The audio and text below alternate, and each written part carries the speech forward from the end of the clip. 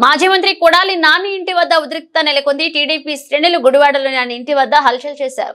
కొడాలి నాని ఇంటిపై కోడిగుడ్లు విసురుతూ దమ్ముంటే బయటికి రా అంటూ సవాల్ విసిరారు. ఈ క్రమంలో పోలీసులు అడ్డుకుని టీడీపీ కార్యకర్తలను అక్కడి నుంచి పంపించారు. పోలీసులు లేకపోతే నీది కుక్క బతుకు, బయటికి రా, లోకేష్ యాత్రలో నీకు అంకుశం సినిమా చూపిస్తామని హెచ్చరించారు.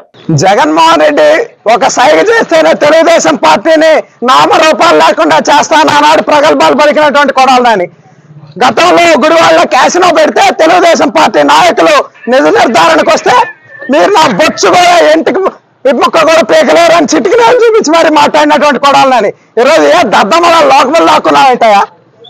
సిగ్గుండాలి నీ బతుకి. ఇప్పటికైనా అర్థం చేసుకో, అధికారం లేకపోతే పోలీసులు లేకపోతే నీ కుక్క బతుకు. ప్రతిపక్షంలో ఉన్నప్పుడు కొడాలి నాని ఎప్పుడు ఏం మాట్లాడలా, అధికారంలోకి వచ్చాక అధికారం బలుపుతో అధికారం మదంతో మాట్లాడి ఇవన్నీ కూడా ప్రభుత్వం ఉన్నాం. 2021లో కొడాలి నాని సవాల్ ఇసిరాడు.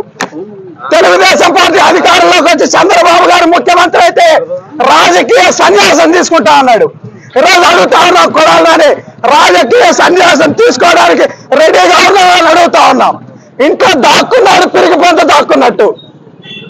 గుడివాడ ప్రజలు భారీ మెజార్టీతో తెలుగుదేశం పార్టీని గెలిపించారంటే అది నీ మీద ప్రజలకు ఉన్నటువంటి ఒక చేత్కారం అని ఈ సందర్భంగా తెలియజేస్తా ఉన్నాం.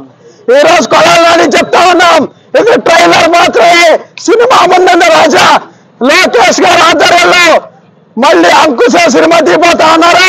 నిన్నే రామిరెడ్డి గారు పెడతారని కూడా ఈ సందర్భంగా చెప్తా ఉన్నాం.